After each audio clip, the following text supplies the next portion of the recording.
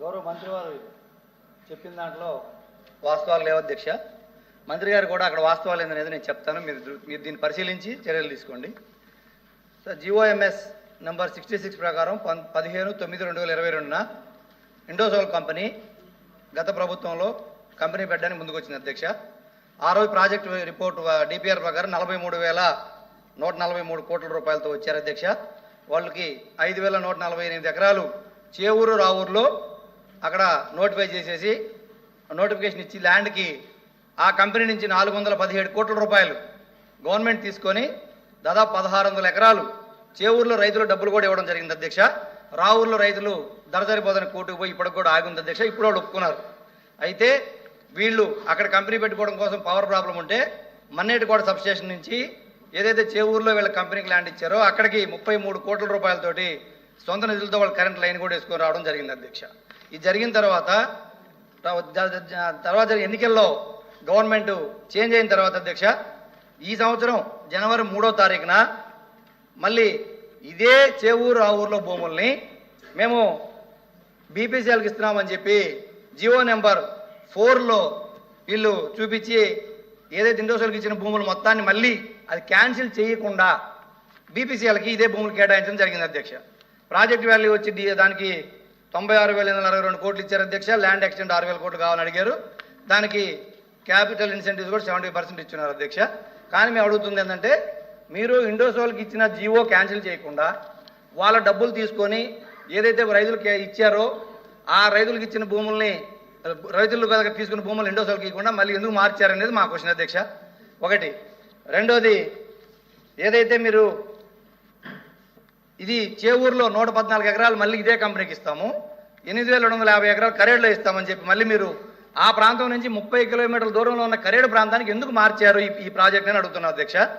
దీనికి మళ్ళీ అదనంగా ఇచ్చిన జీవోలో 25% క్యాపిటల్ ఇన్సెంటివ్ కూడా ఇండోసోల్కి కూడా ఇస్తామని చెప్తున్నారు అధ్యక్ష. అయితే ఇక్కడ కరేడు గ్రామ సభలో నేను కూడా పాల్గొన్నాను అధ్యక్ష. కరేడు గ్రామ ప్రజలు ఏకగ్రీవంగా మేము సెంటు భూమి కూడా ఈ ఊరు నుంచి ఇవ్వము అని చెప్పి తీర్మానం చేయడం జరిగింది అధ్యక్ష. పంచాయతీ ఆఫీసులో తీర్మానం కాపీలు ఉన్నాయి. సబ్ కలెక్టర్ గారు, నేను అందరూ సంతకాలు పెట్టినవి కూడా ఉన్నాయి అధ్యక్ష. గమనించాల్సిందిగా మంత్రి వారిని కోరుతా ఉన్నాను. అయితే కరేడు ప్రజలు భూసేకరణ ఎందుకు వ్యతిరేకిస్తున్నారు అనేది నేను మీ దృష్టికి తీసుకొస్తాను అధ్యక్ష. ఆ కరేడు గ్రామంలో ఆ పంచాయతీలో 16 ఆమ్లెట్ విలేజ్లు ఉంటే మొత్తం పంచాయతీ కలిపి 5,000 కుటుంబాలు ఆ గ్రామంలో ఉన్నాయి అధ్యక్ష.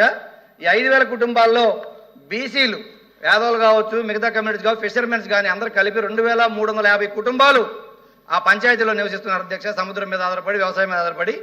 ఎస్టీల అధ్యక్ష, యానాదుల కమ్యూనిటీ సంబంధించి 1,500 కుటుంబాలు ఆ పంచాయతీలో ఉన్నాయి అధ్యక్ష. యానాదుల ఎస్టీలు వాళ్ళలో 3 గ్రామాలు ఖాళీ చేయమని చెప్పి, ఒక ఎస్సీ కాలనీ, 2 ఎస్టీ సంఘ కాలనీలు ఖాళీ చేయమని చెప్పి ఇప్పుడు వాళ్ళు అడుగుతా ఉన్నారు అధ్యక్ష. నోటిఫికేషన్ ఇస్తున్నారు.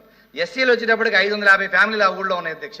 ఓసీలు వచ్చేటప్పటికి 600 కుటుంబాలు ఆ ఊళ్ళో ఉంటే అక్కడ మొత్తం మనం పరిశీలిస్తే అధ్యక్ష 5,000 కుటుంబాల్లో 3,000 కుటుంబాలకి సెంటు భూమి కూడా లేదు అధ్యక్ష. వాళ్ళు కేవలం సముద్రంలో పోయి వేట చేసుకొని బతకాలి, లేదంటే పక్కన మన్నేరు ఉంది అధ్యక్ష. అదే పంచాయతీలో మన్నేరులో చేపల వేటకెళ్ళి బతకాలి, లేదంటే వ్యవసాయ పొలాల్లో కూలి పనులు చేసుకొని బతికే పరిస్థితి అధ్యక్ష. అటువంటిది 3,000 కుటుంబాలకు భూమే లేదు. ఇంకొకటి 1,500 కుటుంబాలకు అధ్యక్ష ఎకరాల లోపు 10 సెంట్లో, 20 సెంట్లో, 30 సెంట్లో భూమి ఉన్న పరిస్థితులు అధ్యక్ష.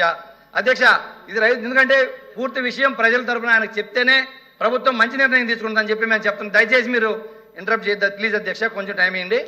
ఎకరాకి అక్కడ ఎకరా పైన భూమి ఉండేవాళ్ళు కేవలం 500 కుటుంబాలు ఉన్నాయి అధ్యక్ష. అంటే 5,000 కుటుంబాల్లో ఎకరా పైన భూమి ఉండేవాళ్ళు 500 కుటుంబాలే ఉన్నాయి. మిగతా 4,500 కుటుంబాలు కూలి పనికో, కూరగాయలు వేసుకొని చిన్న కుటుంబాలు అధ్యక్ష. వాళ్ళందరూ కూడా నష్టపోయి ఉపాధి కోల్పోయే పరిస్థితి ఉంది కాబట్టే వాళ్ళు వ్యతిరేకిస్తున్నారు అధ్యక్ష. వాళ్ళు వేరే ఉద్దేశం కాదు అధ్యక్ష. ఇంకొకటి, రేటు కూడా మీరు 12.5 లక్షలు ఏదైతే గ్రామ సభలో మీరు అనౌన్స్ చేశారో ఆ రేటుకి వాళ్ళు ఒప్పుకోలేదు. పైగా అసలు వాళ్ళు అంటున్న సమస్య ఏంటంటే, మాకు రేటు సమస్య కాదు, మా ఉపాధి పోద్ది, కాబట్టి ఈ ఊరు నుంచి మీరు బయటికి ఈ ఊరు నుంచి మీరు అక్వైజ్ చేయొద్దు అని చెప్పి వాళ్ళు తీర్మానం చేశారు అధ్యక్ష. ఇది మెజారిటీ ఆ ఊర్లో వ్యవసాయం మీద ఆధారపడి బతికేదే కాకుండా అధ్యక్ష, అక్కడ వచ్చేటప్పటికి ఆ పంచాయతీల అధ్యక్ష 25 పాఠశాలలు ఉన్నాయి అధ్యక్ష. మొత్తం ఒక పంచాయతీలో 25 పాఠశాలల్లో 23 పాఠశాలలు ప్రభుత్వ పాఠశాలలు ఉన్నాయి అధ్యక్ష. ఒక పంచాయతీలో, ఇది డేటా అధ్యక్ష, గవర్నమెంట్ రికార్డ్ అధ్యక్ష. ఒక పంచాయతీలో 25 పాఠశాలలు ఉంటే 3 మాత్రమే ప్రైవేటు పాఠశాలలు ఉన్నాయి, 22 ప్రభుత్వ పాఠశాలలు ఉన్నాయి. 10th క్లాస్ లోపు చదువుకునే పిల్లలు 2100 మంది ఉన్నారు అధ్యక్ష. 10th క్లాస్ లోపు చదువుకునే పిల్లలే. కాబట్టి వాళ్ళు మాకు ఇవన్నీ కూడా కష్టమవుతుంది, మా జీవనాధారం పోద్దనే ఉద్దేశంతోనే వాళ్ళు వ్యతిరేకిస్తా ఉన్నారు అధ్యక్ష. ఇంకొకటి ఆడున్న ప్రాబ్లం మేజర్ ప్రాబ్లం అధ్యక్ష, ఏదైతే మీరు ఇండోసోల్కి మళ్ళీ కరేడుకు మార్చి 43 జీవో ఇచ్చారో ఆ జీవోలో దాదాపు 4.5 TMC వాటర్ వాళ్ళకి ఇవ్వడానికి మీరు జీవో ఇచ్చారు అధ్యక్ష.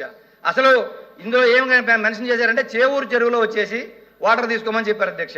చెన్నాయిపాలెం చెరువు అలాగే కరేడు చెరువు ఈ చెరువులన్నీ కలిపి 0.72 TMC కూడా కెపాసిటీ లేకపోతే మీరు 4.5 TMC నీళ్లు తీసుకోమని ఇచ్చారు జీవోలో. ఎక్కడనే మా నియోజకవర్గం మొత్తం ప్రాజెక్టులు కలిపినా కూడా 4.5 TMC నీళ్లు లేవు అధ్యక్ష.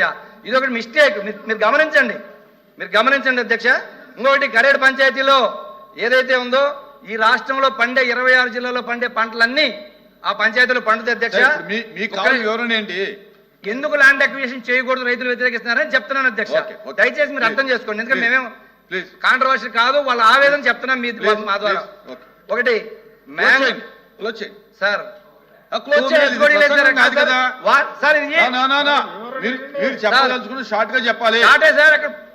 సార్ వాటర్ సమస్య, భూమి అనే సమస్య ఒక్కొక్కటి చెప్పుకొస్తే ఒక్కొక్కటి కాదు సార్ సమస్య సార్. మీరు అన్ని సమస్యలు 8,500 ఎకరాలు సార్, ఇది ఏదైతే స్పెసిఫిక్ గా అడిగారో అదే సార్ భూసేకరణకు సంబంధించి మేము చెప్తుంది.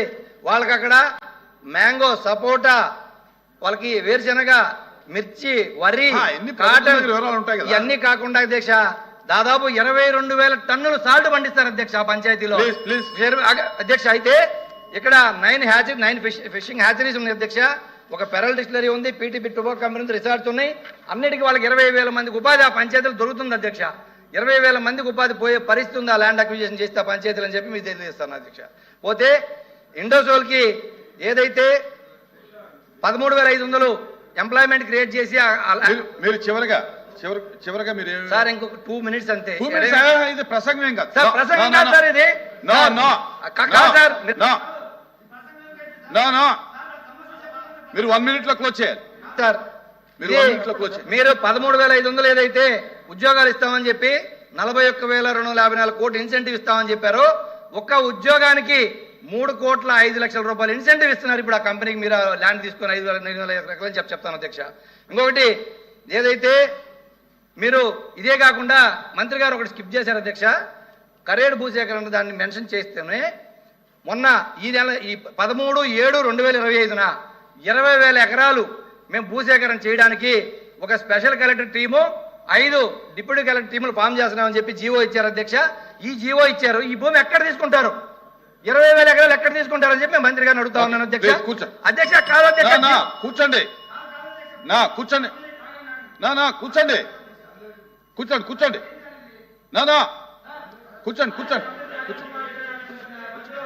కూర్చోండి కూర్చోండి చాలా సమయం ఇచ్చారు, కూర్చోండి అధ్యక్ష. అది కాదు సార్ ఎల్ఓపి గారు, ఇప్పుడు ఆయన 10 నిమిషాలు అంటే నేను కూడా ఇంపార్టెంట్ ఇష్యూ కదా, కరేడ్ ఇష్యూ అనేది స్టేట్ వైడ్ ఇష్యూ కదా అని చెప్పి నేను వివరాలు చెప్తుంటే విన్నాము. దానికి ఇంకా ఆయన ఏదో మొత్తం చెప్తానంటే ఎలా కుడుతుంది? మీరు చెప్పదలుచుకున్నది మీరు మొత్తం సమస్యలన్నీ చెప్తే కూరదండి. 20,000 ఎకరాలు నోటిఫికేషన్ ఎక్కడ ఇచ్చారు? 20,000 ఎకరాలు ఎక్కడ తీసుకుంటారు? మీరు దీంట్లో మళ్ళీ 8 భాగాలు చేశారు. కరేడు ల్యాండ్ అక్విజిషన్ ని 8 బ్లాకులు చేశారు. 5 బ్లాకులు ఇప్పుడు నోటిఫికేషన్ ఇచ్చారు. 5 బ్లాకుల నోటిఫికేషన్ ప్రకారం తీసుకుంటారా? మీరు జియో క్యాన్సిల్ చేయండి. ఈ 5 బ్లాకులు తీసుకుంటున్నాము, 4,800 ఎకరాలు మిగతా తీసుకోమని చెప్పండి. ఫిషర్మ్యాన్స్ ఎక్కడైతే వ్యతిరేకించారో వాళ్ళని పక్కన మభ్యపెట్టి మీరు 5,000 ఎకరాలు తీసుకుని తర్వాత 3,000 ఎకరాలు రావాలనే దుర్మార్గమైన ఆలోచన ఒకటి ఉంది అధ్యక్ష. కాబట్టి మీరు అది క్యాన్సిల్ చేసి మీరు మళ్ళీ నోటిఫికేషన్ ఇవ్వండి. అది కాకుండా లాస్ట్ పాయింట్ అధ్యక్ష, ఆగస్టులో జరిగిన గ్రామ సభలో క్లియర్గా వాళ్ళు వ్యతిరేకించారు. వాళ్ళు వ్యతిరేకించడానికి ప్రాబ్లం వాళ్ళు క్లియర్గా చెప్తా ఉన్నారు. ఇది కాకుండా ఏం జరిగిందంటే అధ్యక్ష, గ్రామ సభలో ఎవరైతే కుటుంబంలో నుంచి మహిళ వచ్చి మేము భూములు ఇయ్యం, మా ప్రాణాలను ఇస్తాం, మేము ఇదే ఊర్లో ఉంటాం, వరదలు తుఫాన్లు వచ్చినప్పుడు మేము పోలేదని చెప్తే అధ్యక్ష, ఒక ఎస్టీ మహిళని వాళ్ళ ఇంట్లో వాళ్ళ పిల్లలు మాట్లాడుకుంటున్న సందర్భాన్ని అలుసుగా తీసుకొని పోలీస్ కేసు పెట్టి ఎస్టీ మహిళని అర్ధరాత్రి 12 గంటలు అప్పుడు అరెస్ట్ చేసి పోలీస్ స్టేషన్ తీసుకెళ్లి దాచిపెడితే అధ్యక్ష, 8 గంటలకు ఉదయం ఆ ఊరు మొత్తం పోయి పోలీస్ స్టేషన్ ముందు ధర్నా చేస్తే మధ్యాహ్నం 12 గంటలు మేము అరెస్ట్ చేశాము అని చెప్పి కోర్టులో సబ్మిట్ చేసిన ఎఫ్ఐఆర్ ఉంది అధ్యక్ష. ఎస్టీ మహిళల్ని లేడీ కానిస్టేబుల్ లేకుండా ఎలా అరెస్ట్ చేస్తారు? మీరు రైతులను అసలు ఎలా అరెస్ట్ చేస్తారు? అక్కడ గొడవ జరగలేదు, కేసు జరగలేదు, 307 పెట్టారు అధ్యక్ష, నాన్ బెయిలబుల్ కేసు. అధ్యక్ష అయితే మహిళల్ని ఈ రకంగా అరెస్ట్ చేశారు అధ్యక్ష. అమ్మోటి కూర్చోవాలి మీరు. నా మాధవ్ గారు, మీరు ఎప్పుడు క్వశ్చన్ చేసినా కాంట్రవర్సీ చేసుకొస్తారు.